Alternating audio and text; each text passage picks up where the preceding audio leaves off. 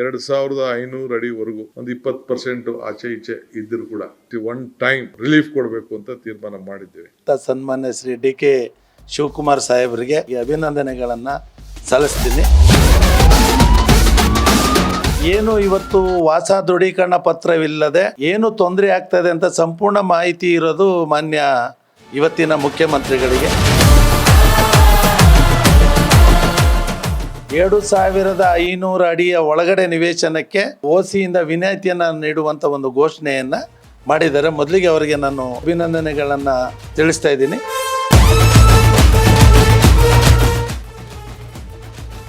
$16 ಲಕ್ಷಕ್ಕೂ ಅಧಿಕ ಸ್ಥಾವರಗಳಿಗೆ ವಿದ್ಯುತ್ ಸಂಪರ್ಕ, ವಾಸ ದೃಢೀಕರಣ ಪತ್ರದಿಂದ ವಿದ್ಯುತ್ ಸಂಪರ್ಕ ಸಿಕ್ಕಿಲ್ಲ. ಒಂದು ಬಾರಿ ವಿನಾಯಿತಿಯನ್ನ ನೀಡುವ ಮುಖಾಂತರ ಗ್ರಾಹಕರುಗಳಿಗೆ ಒಂದು ಅನುಕೂಲವನ್ನ ಮಾಡಿಕೊಡ್ಬೇಕು ಅಂತ ನಾವು ಕೇಳ್ತಾ ಇದ್ದೀವಿ. ಯಾಕಂದ್ರೆ ಸರ್ಕಾರದಿಂದ ಹಲವಾರು ಸವಲತ್ತುಗಳನ್ನ ಸಾಲ ರೂಪದಲ್ಲಿ ಕೊಡ್ತಾ ಇದ್ದಾರೆ. ಯಾವುದೇ ಸಣ್ಣ ಇಂಡಸ್ಟ್ರಿಗೂ ವಿದ್ಯುತ್ ಸಂಪರ್ಕ ಸಿಗ್ತಾ ಇದೆ. ಅವರು ಉಪಮುಖ್ಯಮಂತ್ರಿಗಳಾಗಿದ್ದಾಗ ನಾವು ಹಲವಾರು ಬಾರಿ ಭೇಟಿಯಾದಂತ ಸಂದರ್ಭದಲ್ಲೂ ನಾವು ಅವರಿಗೆ ಮನವಿಗಳನ್ನ ಕೊಟ್ಟಿದ್ದು, ಮತ್ತೆ ನಾವು ಅವರಲ್ಲಿ ರಿಕ್ವೆಸ್ಟ್ ಮಾಡಿದ್ವಿ.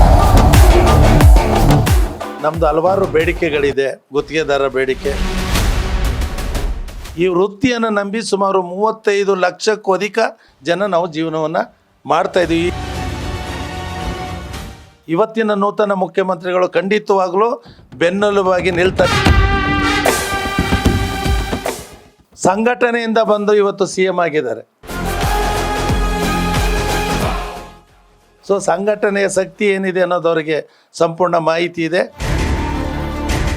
ಆ ಬಿ ಖಾತೆ ಅಂದರೆ ಅದು ರೆವಿನ್ಯೂ ಸೈಟ್ ಇದ್ದಂಗೆ ಜಮೀನನ್ನು ಸೈಟ್ ಮಾಡಿ ಇಶ್ಯೂ ಮಾಡಿದ್ದಾರೆ. ಮೂಲಭೂತ ಸೌಕರ್ಯಗಳು ಆ ಸೈಟ್ಗಳಿಗೆ ಸಿಗಬೇಕು ಅಂದರೆ ಏಕತೆ ಮಾಡುವಂಥ ಒಂದು ಆಂದೋಲನ ದೊಡ್ಡ ಮಟ್ಟದಲ್ಲಿ ಆಗಲಿ. ಏನು ಟಾಟಾ ಕಂಪ್ನಿಗೆ ಏನು ಪ್ರೈವೇಟೈಸೇಷನ್ ಮಾಡ್ತಾ ಇದ್ದಾರೆ ಅದನ್ನು ನಮ್ಮ ಸಂಘ ಸಂಪೂರ್ಣವಾಗಿ ವಿರೋಧವನ್ನು ಮಾಡ್ತಾ ಇದ್ದೀವಿ. ಇವೆಲ್ಲ ಪ್ರೈವೇಟೈಸೇಷನ್ ಆದಾಗ ಆಟೋಮೆಟಿಕ್ ಆಗಿ ಗ್ರಾಹಕರಿಗೆ ತೊಂದರೆ ಆಗ್ತದೆ.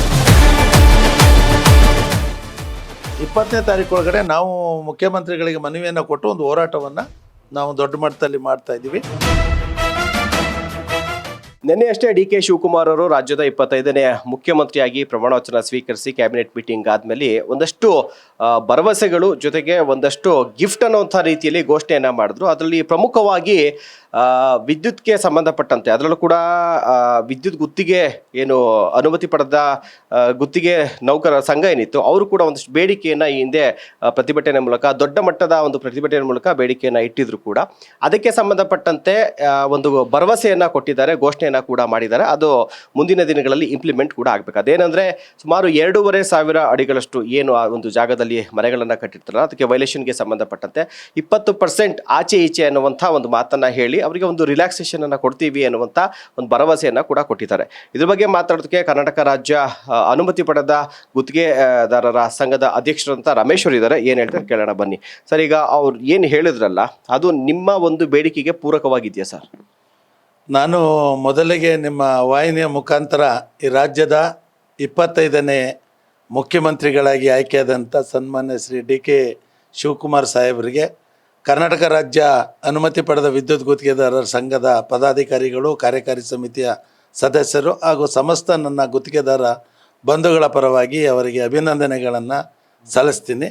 ಹಾಗೆ ಇನ್ನೊಂದು ವಿಶೇಷ ಏನಂದರೆ, ಅವರು ಏನು ಇವತ್ತು ವಾಸ ದೃಢೀಕರಣ ಪತ್ರವಿಲ್ಲದೆ ಏನು ತೊಂದರೆ ಆಗ್ತದೆ ಅಂತ ಸಂಪೂರ್ಣ ಮಾಹಿತಿ ಇರೋದು ಮಾನ್ಯ ಇವತ್ತಿನ ಮುಖ್ಯಮಂತ್ರಿಗಳಿಗೆ. ಅವರ ಪ್ರಥಮ ಕ್ಯಾಬಿನೆಟಲ್ಲಿ ಅದನ್ನು ಪ್ರಸ್ತಾವನೆಯನ್ನು ಇಟ್ಟು 2500 ಅಡಿಯ ಒಳಗಡೆ ನಿವೇಶನಕ್ಕೆ ಏನು ಓಸಿಯಿಂದ ವಿನಾಯಿತಿಯನ್ನು ನೀಡುವಂಥ ಒಂದು ಘೋಷಣೆಯನ್ನು ಮಾಡಿದ್ದಾರೆ. ಮೊದಲಿಗೆ ಅವರಿಗೆ ನಾನು ತುಂಬ ರಾಜ್ಯದ ಗ್ರಾಹಕರ ಪರವಾಗಿ ಅಭಿನಂದನೆಗಳನ್ನು ತಿಳಿಸ್ತಾ ಇದ್ದೀನಿ. ಹಾಗೆ ಮಾನ್ಯ ಮುಖ್ಯಮಂತ್ರಿಗಳಲ್ಲಿ ನಾನು ಇನ್ನೊಂದು ಮನವಿಯನ್ನು ಮಾಡ್ತಾ ಇದ್ದೀನಿ. ಯಾಕೆಂದರೆ ಈ ರಾಜ್ಯದಲ್ಲಿ ನಮಗೆ ಗೊತ್ತಿರುವಂಥ ಮಾಹಿತಿ ಪ್ರಕಾರ 5 ಕಂಪನಿಗಳಿಂದ ಸುಮಾರು 16 ಲಕ್ಷಕ್ಕೂ ಅಧಿಕ ಸ್ಥಾವರಗಳಿಗೆ ವಿದ್ಯುತ್ ಸಂಪರ್ಕ, ವಾಸ ದೃಢೀಕರಣ ಪತ್ರದಿಂದ ವಿದ್ಯುತ್ ಸಂಪರ್ಕ ಸಿಕ್ಕಿಲ್ಲ.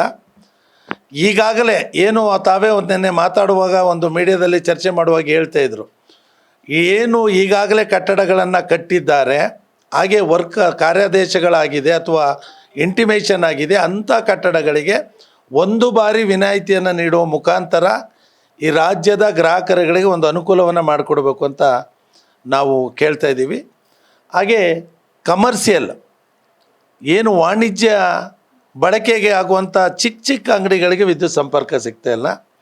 ಮತ್ತು ಪ್ರಮುಖವಾಗಿ ಯಾಕೆಂದರೆ ಅವರಲ್ಲಿ ವಿಷನ್ ಇದೆ, ನಮ್ಮ ಸಾಹೇಬರು ಯಾವಾಗಲೂ ಹೇಳ್ತಾರೆ ವಿಷನ್ ಫ್ಯಾಷನ್ ಅಂತ. ಆ ವಿಷನ್ ನಮ್ಮಲ್ಲಿ ಏನಾದರೂ ಉದ್ಯೋಗಗಳನ್ನು ಸೃಷ್ಟಿ ಮಾಡುವಂಥ ಕೆಲಸಗಳಾಗಬೇಕು ಅಂದರೆ ಈಗಾಗಲೇ ಕಳೆದ ಏಪ್ರಿಲ್ 4ಕ್ಕೆ 2025ಗೆ OC ಜಾರಿ ಆಯಿತು, ಅಲ್ಲಿಂದ ಇಲ್ಲಿವರೆಗೆ ಯಾವುದೇ ಸಣ್ಣ ಇಂಡಸ್ಟ್ರಿಗೂ ವಿದ್ಯುತ್ ಸಂಪರ್ಕ ಸಿಗ್ತಾ ಇಲ್ಲ. ದಯವಿಟ್ಟು ಕೈಗಾರಿಕೆಗಳಿಗೆ OCಯಿಂದ ವಿನಾಯಿತಿಯನ್ನು ನೀಡುವ ಮುಖಾಂತರ ಈ ರಾಜ್ಯದ ಏನು ವಿದ್ಯಾವಂತರು ಸ್ವಂತ ಉದ್ಯೋಗಗಳನ್ನು ಮಾಡುವಂಥ ವಿದ್ಯಾವಂತರಿಗೆ, ಯಾಕಂದರೆ ಸರ್ಕಾರದಿಂದ ಹಲವಾರು ಸವಲತ್ತುಗಳನ್ನು ಸಾಲ ರೂಪದಲ್ಲಿ ಕೊಡ್ತಾ ಇದ್ದಾರೆ, ಆದರೆ ವಿದ್ಯುತ್ ಸಂಪರ್ಕ ಇಲ್ಲ. ಅವರಿಗೆ ವಿಶೇಷವಾದ ಒಂದು ಕಾಳಜಿಯನ್ನು ವಹಿಸಿ ನೂತನ ಮುಖ್ಯಮಂತ್ರಿಗಳು ಅದನ್ನು ಜಾರಿ ಮಾಡಿಕೊಟ್ಟಾಗ ಮಾತ್ರ ಈ ರಾಜ್ಯದಲ್ಲಿ ಅವರ ವಿಷನ್ ಏನು ನಾನು ನಿರುದ್ಯೋಗ ಸಮಸ್ಯೆಗಳನ್ನು ಬಗೆಹರಿಸುವಂಥ ಪ್ರಯತ್ನ ಮಾಡ್ತೀನಿ ಅಂತ ಹೇಳಿದರೆ ಖಂಡಿತವಾಗಲೂ ಆಗ್ತದೆ. ನಮ್ಮ ನಿಯೋಗ ಸಾರ್ಟ್ಲೆ ಅವರನ್ನ ಭೇಟಿ ಮಾಡಿ ಅವರಿಗೆ ಅಭಿನಂದನೆಯನ್ನು ಸಲ್ಲಿಸುವಂಥ ಒಂದು ಕಾರ್ಯಕ್ರಮವನ್ನು ಸಹ ಮಾಡ್ತಾಯಿದ್ದೀವಿ. ಹಿಂದೇನೂ ನಾವು ಅವರು ಉಪಮುಖ್ಯಮಂತ್ರಿಗಳಾಗಿದ್ದಾಗ ನಾವು ಹಲವಾರು ಬಾರಿ ಭೇಟಿಯಾದಂಥ ಸಂದರ್ಭದಲ್ಲೂ ನಾವು ಅವರಿಗೆ ಮನವಿಗಳನ್ನು ಕೊಟ್ಟಿದ್ದು, ಮತ್ತು ನಾವು ಅವರಲ್ಲಿ ರಿಕ್ವೆಸ್ಟ್ ಮಾಡಿದ್ದು, ಒಂದು ಸಮಯವನ್ನು ಕೊಡಿ, ಒಂದು ದೊಡ್ಡ ಮಟ್ಟದ ಒಂದು ಕಾರ್ಯಕ್ರಮವನ್ನು ಮಾಡ್ತೀವಿ ಅಂತ. ನಾವು ನಮ್ಮ ನಿಯೋಗ ಹೋಗಿ ಅವ್ರು ಭೇಟಿ ಮಾಡಿ ನಮ್ಮದು ಹಲವಾರು ಬೇಡಿಕೆಗಳಿದೆ, ಗುತ್ತಿಗೆದಾರರ ಬೇಡಿಕೆ. ಈ ಒಂದು ವ್ಯವಸ್ಥೆಯನ್ನು ನಂಬಿ ನಮ್ಮ ಸಂಘ ಈ ರಾಜ್ಯದಲ್ಲಿ 31 ಜಿಲ್ಲೆ, 235 ತಾಲೂಕುಗಳು, ಸುಮಾರು 65 ಉಪಸಮಿತಿಗಳು, 18,000ಕ್ಕೂ ಅಧಿಕ ಸದಸ್ಯರು ಹಾಗೂ ಈ ವೃತ್ತಿಯನ್ನು ನಂಬಿ ಸುಮಾರು 35 ಲಕ್ಷಕ್ಕೂ ಅಧಿಕ ಜನ ನಾವು ಜೀವನವನ್ನು ಮಾಡ್ತಾಯಿದ್ದೀವಿ. ಈ ಒಂದು ದೊಡ್ಡ ಸಂಘಟನೆಗೆ ಇವತ್ತಿನ ನೂತನ ಮುಖ್ಯಮಂತ್ರಿಗಳು ಖಂಡಿತವಾಗಲೂ ಬೆನ್ನೆಲುಬಾಗಿ ನಿಲ್ತಾರೆ. ಯಾಕಂದರೆ ಅವರು ಸಂಘಟನೆಯಿಂದ ಬಂದು ಇವತ್ತು CM ಆಗಿದ್ದಾರೆ, ಸಂಘಟನೆಯ ಮುಖಾಂತರ CM ಆಗಿರೋರು.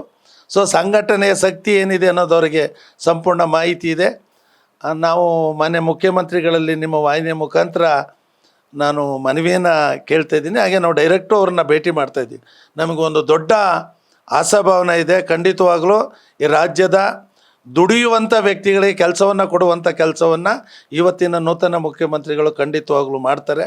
ಹಾಗೆ ನಮ್ಮ ಸಂಘ ಯಾವುದೇ ಒಂದು ಪಕ್ಷಕ್ಕೆ ಸೀಮಿತವಾದಂಥ ಸಂಘ ಅಲ್ಲ. ನಾವು ಪಕ್ಷಾತೀತವಾಗಿ ಜಾತ್ಯತೀತವಾಗಿ ಇರುವಂಥ ಸಂಘ. ನಮಗೆ ಯಾರು ಸಹಾಯವನ್ನು ಮಾಡ್ತಾರೆ, ನಮ್ಮ ಗುತ್ತಿಗೆದಾರರು, ನಮ್ಮ ಕುಟುಂಬಕ್ಕೆ ಹಾಗೂ ನಮ್ಮ ಕಾರ್ಮಿಕರಿಗೆ, ಖಂಡಿತವಾಗಲೂ ಅವ್ರ ಜೊತೆ ನಮ್ಮ ಸಂಘ ಇರ್ತದೆ ಅಂತ ನಾನು ಈ ಸಂದರ್ಭದಲ್ಲಿ ಹೇಳೋಕ್ಕೆ ಇಷ್ಟಪಡ್ತೀನಿ ಸರ್. ಸರ್, ಈಗ ಒಂದು 20% ಅಂತ ಮೆನ್ಷನ್ ಮಾಡಿದ್ದಾರೆ. ಸೊ ಅದು ಯಾವ ರೀತಿಯಾಗಿ ಅನುಕೂಲ ಆಗುತ್ತೆ ಸರ್? ಇನ್ನೂ ಏನಾದ್ರು ಜಾಸ್ತಿ ಪರ್ಸೆಂಟ್, ಯಾಕೆಂದರೆ ಕೊಡ್ತಿರೋದು 1 ಟೈಮ್ ರಿಲ್ಯಾಕ್ಸೇಷನ್ ಆಗಿರೋದ್ರಿಂದಾಗಿ ಕೆಲವಡೆ 20%ಕಿಂತ ಜಾಸ್ತಿ ಮೀರುತ್ತೆ. ಹೀಗಾಗಿ ಹತ್ಸಾಕ ಅಥವಾ ತಮ್ಮ ಬೇಡಿಕೆಯಲ್ಲಿ ಏನಾದರೂ ಕೂಡ ಇನ್ನೊಂದು ಸ್ವಲ್ಪ ಹೆಂಗಿರೋ ರಿಲ್ಯಾಕ್ಸೇಷನ್ ಕೊಡ್ತಾ ಇದ್ದೀರಾ, ಇನ್ನೂ ಸ್ವಲ್ಪ ಪರ್ಸೆಂಟೇಜ್ ಜಾಸ್ತಿ ಕೊಡಿ ಅಂತ ಏನಾದ್ರು ಕೇಳ್ತೀವಿ? ಇಲ್ಲ ಸರ್, ಈಗ ಅವರು ಏನು 2,500 ಅಡಿ ನಿವೇಶನಕ್ಕೆ OCಯಿಂದ ವಿನಾಯಿತಿಯನ್ನು ನೀಡಲಾಗಿದೆ ಅಂತ ಹೇಳಿದ್ದಾರೆ. ಅಂದರೆ ಇನ್ನೂ ಅದರ ಮಾರ್ಗಸೂಚಿಗಳು ಬಿಡುಗಡೆ ಆಗಿಲ್ಲ. ಈಗ 1,200 ಅಡಿ ನಿವೇಶನಕ್ಕೆ ಒಂದು ಮಾರ್ಗಸೂಚಿಯನ್ನು ಬಿಡುಗಡೆ ಮಾಡಿದರು. ಏನು G+2 ಅಥವಾ ಸ್ಟಿಲ್ಟ್ +3 ಈ ಥರ ಒಂದು ಮಾರ್ಗಸೂಚಿಯನ್ನು ಕೊಟ್ಟಿದ್ದರು. ಅದಕ್ಕೆ ಸಂಪೂರ್ಣ ಅದರಲ್ಲಿ ಏನು ಮೆಜರ್ಮೆಂಟು ವೈಲೇಷನ್ ಏನು ಪರ್ಸೆಂಟೇಜ್ ಕೊಟ್ಟಿರಲಿಲ್ಲ. ಏನು 2,400 ಅಡಿ ನಿವೇಶನಕ್ಕೆ ಇವರು OCಯನ್ನು ಕೊಟ್ಟಿದ್ದಾರೆ, ಅದೊಂದು ಮಾರ್ಗಸೂಚಿಯನ್ನು ಹಾಕಿ G+4 ಏನು ಮಾರ್ಗಸೂಚಿ ಮಾಡ್ತಾರೆ, ಸಂಪೂರ್ಣ OCಯಿಂದ ವಿನಾಯಿತಿಯನ್ನು ಕೊಡೋ ಪರ್ಸೆಂಟೇಜ್ ಮಾಡಿದ್ರೆ ಆಗಲ್ಲ. ಯಾಕಂದರೆ ಒಂದು 2 ಫ್ಲೋರ್ ಸ್ಯಾಂಕ್ಷನ್ ಆಗಿದೆ, 3 ಫ್ಲೋರ್ ಕಟ್ಟಿರ್ತಾರೆ, ಆವಾಗ ಪರ್ಸೆಂಟೇಜ್ 20% ಆದರೆ ಆಗಲ್ಲ. ಸೊ ಅವ್ರಿಗೆ 1 ಟೈಮ್ ವಿನಾಯಿತಿಯನ್ನು ಕೊಡೋ ಮುಖಾಂತರ ಒಂದು ಅನುಕೂಲ ಮಾಡಿಕೊಡ್ಲಿ. ಮುಂದೆ ಕಟ್ಟಡವನ್ನು ಕಟ್ಟುವಂಥವ್ರಿಗೆ ಪಕ್ಕ ಒಂದು ಮಾರ್ಗಸೂಚಿಗಳನ್ನು ನೀಡೋ ಮುಖಾಂತರ ಬಿಫೋರ್ ಕನ್ಸ್ಟ್ರಕ್ಷನ್ನೇ ಅದು ಸ್ಥಳೀಯ ಸಂಸ್ಥೆಗಳ ಇಂಜಿನಿಯರ್ ವಿಭಾಗ ಇರ್ಬೋದು, ಅವ್ರುಗಳು ಪರಿಶೀಲಿಸಿ ಕನ್ಸ್ಟ್ರಕ್ಷನಲ್ಲೇ ಸ್ಟಾಪ್ ಮಾಡಿದ್ರೆ ಖಂಡಿತವಾಗಲೂ ಅವರ ಏನು ವಿಷನ್ ಇದೆ ಅದನ್ನು ಸಕ್ಸಸ್ ಮಾಡ್ಬೋದು ಸರ್. ಸರ್, ಇದ್ರ ಜೊತೆಗೆ ಬಿ ಖಾತಾದಿಂದ ಎ ಖಾತಾಗೂ ಕೂಡ ಒಂದು ಅವಕಾಶವನ್ನ ಕೊಟ್ಟಿದ್ದಾರೆ. ಇದು ಕೂಡ ಮುಂದೆ ಆಗಬಹುದಂತ ಸಮಸ್ಯೆಗಳು ಕಡುವ ಸಮಸ್ಯೆಗಳು ಅಂದ್ರೆ ಈ ರೀತಿಯಾಗಿ ಏನು ವೈಲೇಷನ್ಸು, ಇದು ಕಾನೂನು ಅಡಚಣೆ ಇವೆಲ್ಲವೂ ಕೂಡ ಇಂಡೈರೆಕ್ಟ್ ಆಗಿ ತಮ್ಮಗೂ ಕೂಡ ಗುತ್ತಿಗೆದಾರರಿಗೆ ಅನುಕೂಲ ಆಗ್ಬೋದಾ ಸರ್? ಖಂಡಿತ. ಏನಾಗಿದೆ, ಬಿ ಖಾತೆಯಿಂದ ಎ ಖಾತೆ ಕೊಟ್ಟಾಗ್ಲೇ ಏನು ಇವತ್ತು ಬೆಂಗಳೂರಲ್ಲಿ ಆ ಬಿ ಖಾತೆ ಅಂದರೆ ಅದು ರೆವಿನ್ಯೂ ಸೈಟ್ ಇದ್ದಂಗೆ, ಯಾರೋ ಜಮೀನನ್ನು ಸೈಟ್ ಮಾಡಿ ಇಶ್ಯೂ ಮಾಡಿದ್ದಾರೆ. ಅವ್ರಿಗೆ ಯಾವುದೇ ಥರದ ಬಿ ಡಿ ಇರ್ಬೋದು ಅಥವಾ ಮುನ್ಸಿಪಲ್ ಕಾರ್ಪೊರೇಷನ್ ಇಲ್ಲಿ ಪ್ಲಾನನ್ನು ಕೊಡಲ್ಲ. ಸೊ ಅವ್ರಿಗೆ ಎ ಖಾತೆಯನ್ನು ಕೊಟ್ಟು ನಕ್ಷೆ ಅನುಮೋದನೆ ಆದಾಗ ಏನು ಇವತ್ತು OC ವಿಷನ್ ಇದೆ ಅದನ್ನು ಜಾರಿ ಮಾಡ್ಬೋದು. ಖಂಡಿತವಾಗ್ಲೂ ಬಿ ಖಾತೆಯಿಂದ ಎ ಖಾತೆ ಮಾಡುವಂಥದ್ದು ಒಂದು ದೊಡ್ಡ ಆಂದೋಲನನೇ ಸರಿ ಇದೆ. ಯಾಕಂದರೆ ಮಾಲೀಕರಿಗೆ ನಿಜವಾದ ಹಕ್ಕಿರ್ತದೆ. ಇವತ್ತೇನಾಗಿದೆ, ಒಂದು 100 ರೂಪಾಯಿ 1000 ರೂಪಾಯಿ ಏನೋ ಒಂದು ಇದು ಮಾಡಿದ್ದಾರೆ.